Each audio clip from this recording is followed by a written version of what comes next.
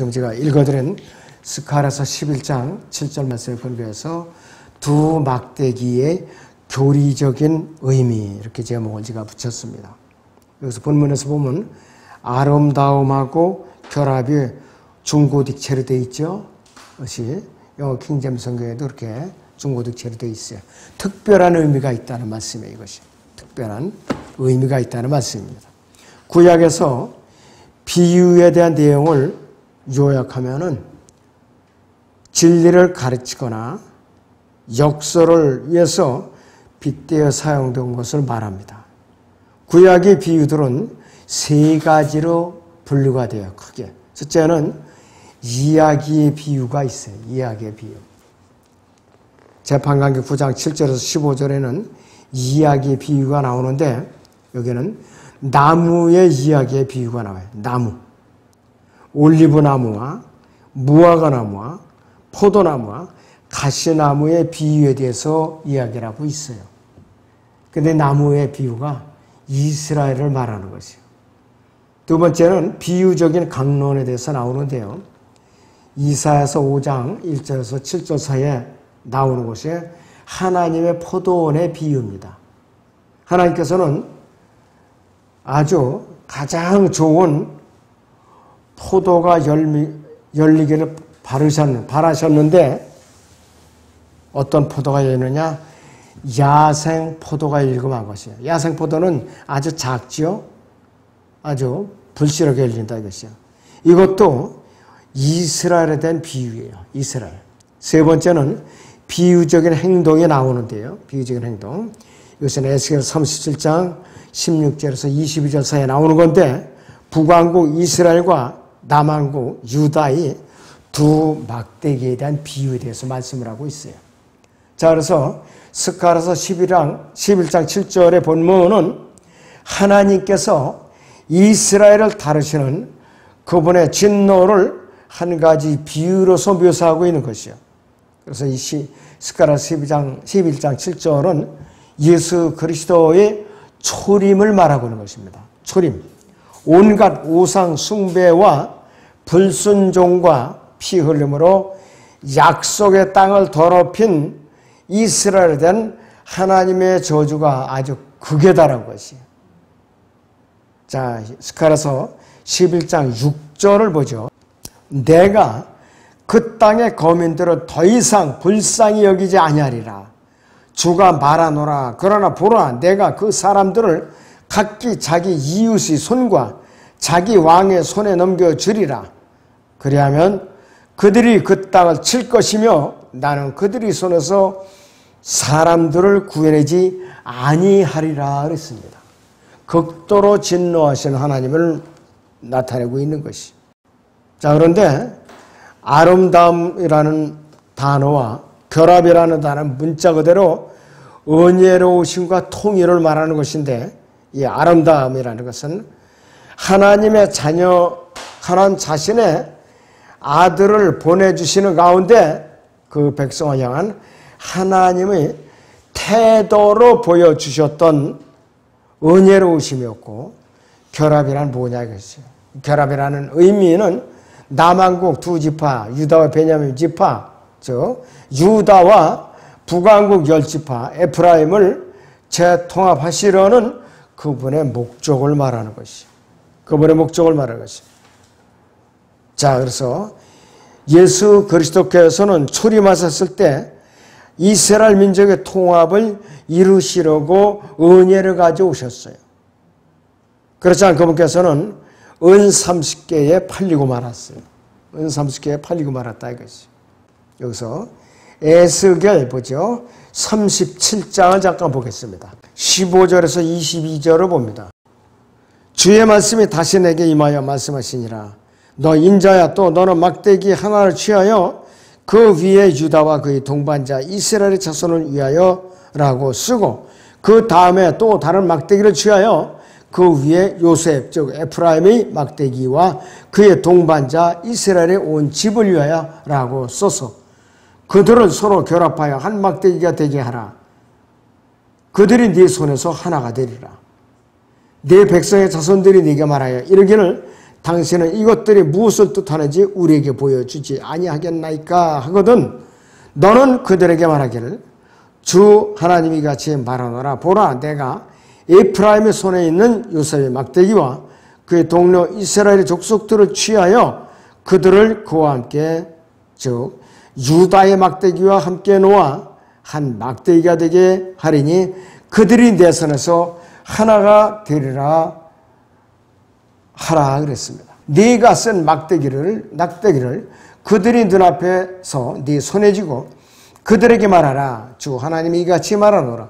보라, 내가 이스라엘의 자손을 그들이 간 이방 가운데서 빼어내어 사면에서 그들을 모아서 그들이 본토로 데려와 이스라엘 산들 위에 있는 땅에서 그들을 한 민족으로 만들 것이니 한 왕이 그들 모두에게 왕이 될 것이요 그들이 다시는 두 민족이 되지 아니할 것이며 그들이 결코 다시는 두 왕국으로 나뉘지 아니하리라 이렇게 말씀을 하고 있어요.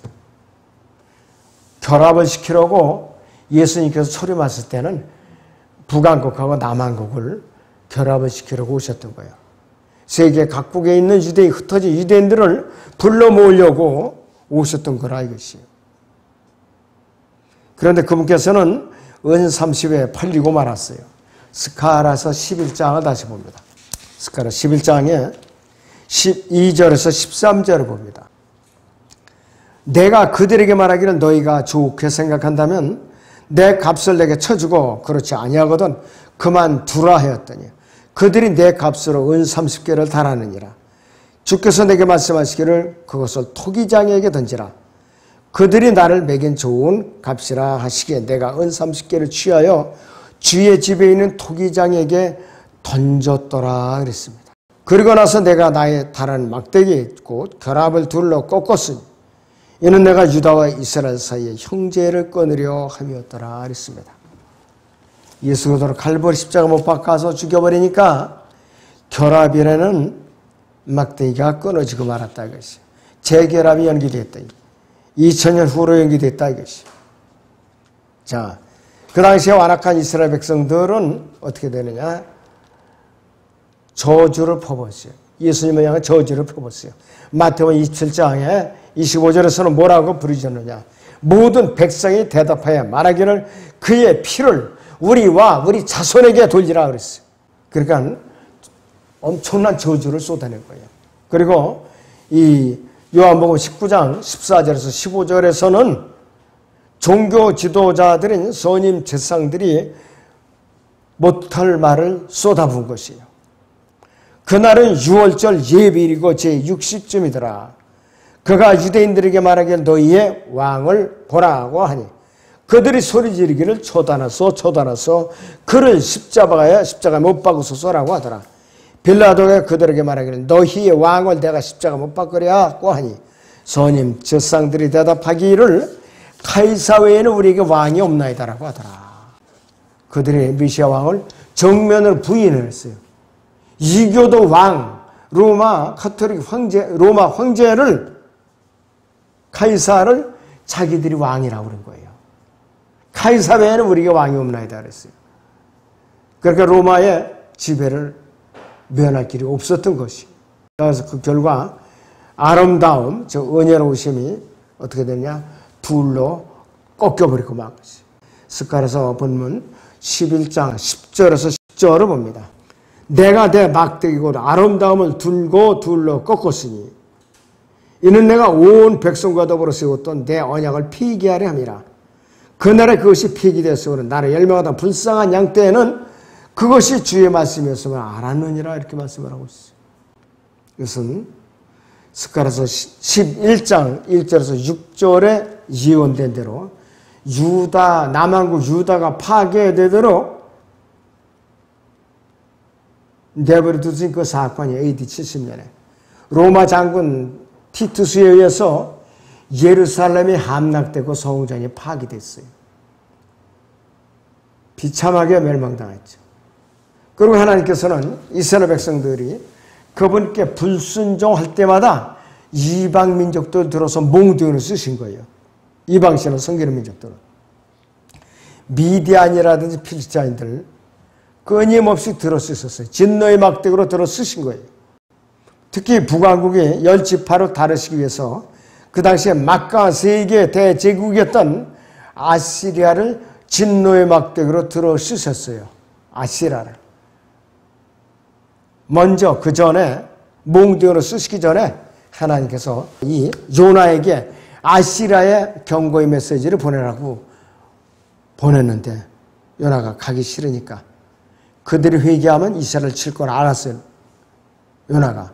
그러니까는 가기 싫어가지고서 배 밑창에 숨어서 고라 따라서 잠이 들었죠. 풍랑을 보내고 하나님께서 배를 흔들어 대니까 제비 뽑아보니까 이게 요나가 뽑힌 거예요. 어떻게 됐냐니까 내가 이렇게 쳐서 이렇게 실어서 지금 스페인으로 피난 가는 중이다. 나를 묶어서 바다에 던지면은 이 풍랑이 멈추라니까 그대로 하니까 멈춘 거예요. 그러니까 선원들이 뭐라 그랬어요? 이 죄가 우리에게 있는 것이 아니다. 명령을 어긴 하나님께서 너에게 진노하신 거니까 우리를 원망하지 말라고 그랬던 거 아니에요. 요나가 바다에 던져지니까 바다가 조용하잖아요. 바다가 조용했다 이거지.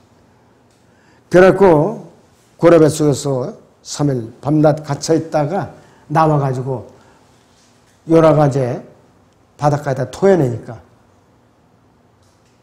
하나님께서 호되게 다르시니까 아시리아로 니느웨로 갔어요. 부르짖었어요.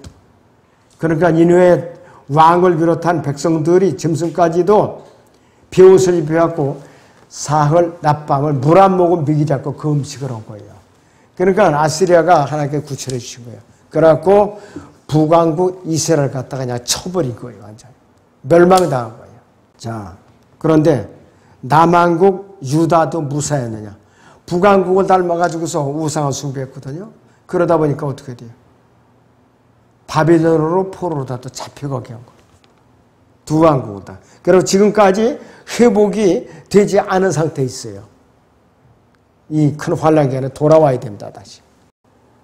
자, 이러한 완악한 이스라엘에게 하나님께서는 끝까지 그래도 인내하시면서 그분께서 육신을 입고 이 땅에 오신 분, 그분의 아들 예수 그리스도를 보내주셔갖고 갈보리 십자가에서 화목제물로 드리신 거예요. 희생제물로 드리신 거예요. 그런데 유다 이스카리ot을 통해서 은 30개의 예수님을 배반하고 말았죠. 마태복음 보죠. 27장 3절에서 8절까지. 그때 주를 배반한 유다가 주께서 정죄받은 것을 보고 스스로 후회하여 은 30개를 선임 제사장들과 장로들에게 되돌려주며 말하기를 내가 그 무지한 피를 배반한 죄를 지었다고 하니 그들이 말하기를 그 일이 우리와 무슨 상관이냐 네가 당하라고 하더라. 그러자 그가 은전대로 성전에 내던지고 나가서 목매어 죽으니 선임 제사장들이 그 은전을 거두며 말하기를 이 돈은 핏값이므로 금고에 넣는 것이 합당치 않도다라고 하더라. 그들이 의논한 후에 그것으로 토기장의 밭을 샀으니 이는 타국인들을 위한 묘지로 쓰려 함이라. 그러므로 그 밭을 오늘까지 피밭이라 부르더라 그랬습니다. 이 개혁성경에는 아켈다마라고 그랬죠. 피의 밭. 피밭이라 이것이. 그러니까 아주 창피한 죽음이죠. 유다 이스카리ot은. 하나님을 예수님을 배반한 죄라 이거예요. 자, 그래서 북왕국 10지파하고요. 남왕국 2지파의 결합, 재통일도 결국은 깨지고 마는 거예요. 스가랴서 11장 14절을 다시 보죠. 그리고 나서 내가 나의 다른 막대기 곧 결합을 둘러 꺾었으니 이는 내가 유다와 이스라엘 사이에 형제를 끊으려 함이었더라 그랬습니다. 마지막으로 재결합을 끊은 것이 예수 그리스도께서 갈보리 십자가에서 못 박혀 죽임을 당하셨을 때 그때의 남왕국 유다하고 북왕국 이스라엘의 재결합을 끊어버리신 거예요. 언제? 2000년 이후로 끊어버리신 거예요. 큰 환란을 통해서 남은 자들을 통해서 재결합이 이루어질 거란 말이에요. 자, 그렇기 때문에 이스라엘을 재통합하시려던 하나님의 계획은 2000년 후 교회시대 이후로 연기되고 만 것이. 자, 스가랴서 11장에 예언된 내용은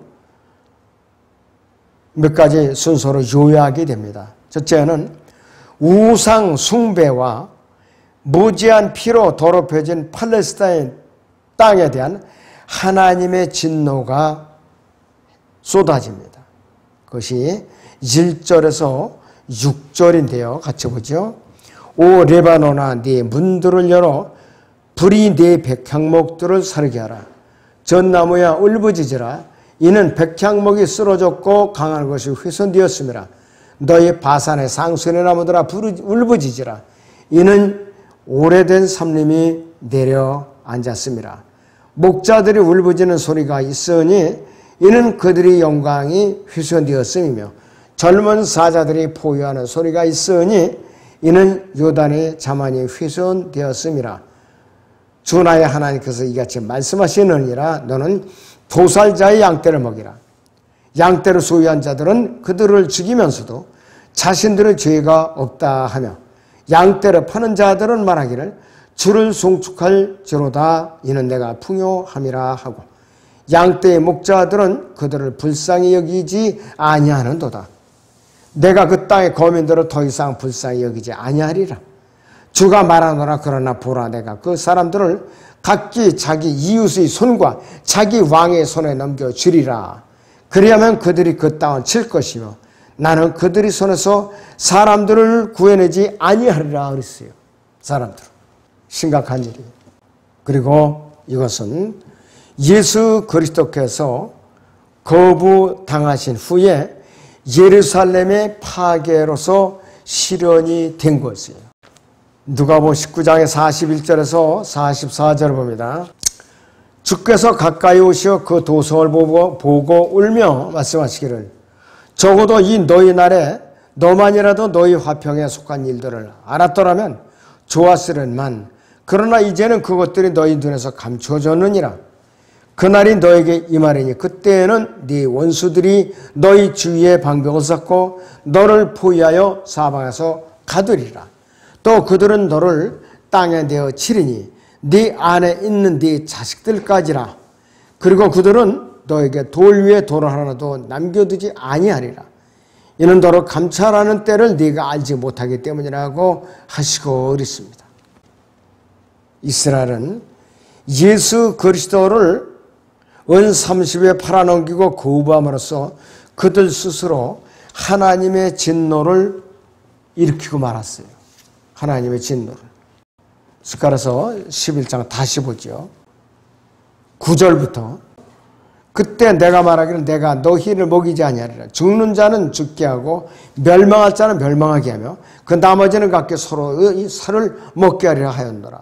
내가 내 막대의 곧 아름다움을 들고 둘로 꺾었으니 이는 내가 온 백성과 더불어 세웠던 내 언약을 폐기하려니라. 그날에 그것이 폐기되었으므로 양떼 중에 나르고 열망하던 불쌍한 자들은 그것이 주의 말씀이었음을 알았느니라. 내가 그들에게 말하기를 너희가 좋게 생각한다면 내 값을 내게 쳐주고 그렇지 아니하거든 그만두라 했더니 그들이 내 값으로 은 30개를 달았느니라. 주께서 내게 말씀하시기를 그것을 토기장에게 던지라. 그들이 나를 매기는 좋은 값이라 하시기에 내가 은 30개를 취하여 주의 집에 있는 토기장에게 던졌더라 그랬습니다.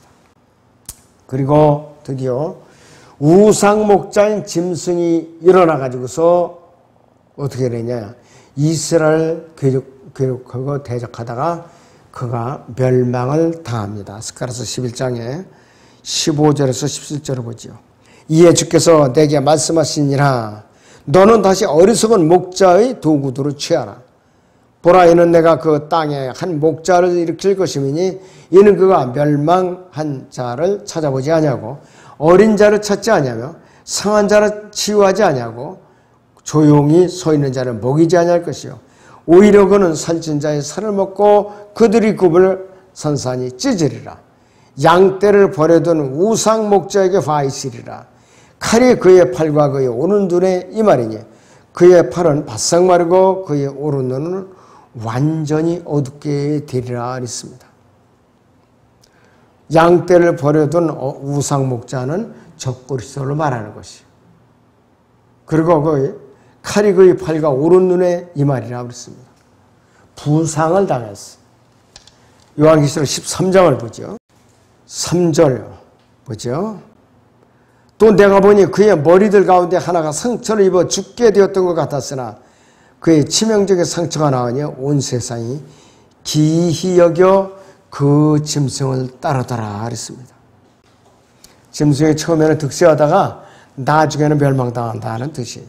결론적으로 장차 큰 환난 기간에 이스라엘 백성들은 하나님은 진노의 막대기, 즉 큰 환난 아래로 지나가게 해서 남은 자들만은 구원을 받을 것이에요. 북왕국 요셉, 즉 에프라임이라는 아름다움, 은혜로우심이라는 막대기와 남왕국 유다, 결합을 뜻하고 통일을 의미하는 남왕국 유다라는 막대기가 큰 환란이라는 하나님의 진노를 거쳐서 하나의 왕국으로 재결합된 것이다. 이것이 히브리서 11장의 예언의 내용입니다. 바로 11장에. 그래서 우리는 이 성경에 나오는 비유라든지 또 여러 가지가 있어요. 이런 것을 우리가 잘 새겨서 이제 보고 묵상하면 온전한 교훈을 얻을 수가 있습니다. 근데 성경을 그냥 책장을 넘겨도 읽기만 해갖고 알 수가 없어요. 성경 백독해봤자 알 수가 없어요. 정확하게 맥을 짚어서 공부를 하고 세대 진리를 구분하고 또 정확하게 단어 하나하나 공부하지 않으면 성경은 어려운 책이에요. 아무튼 여러분들이 두 막대의 교리적인 의미가 무엇인가 이번 시간을 통해서 깊이 묵상하시기 바랍니다.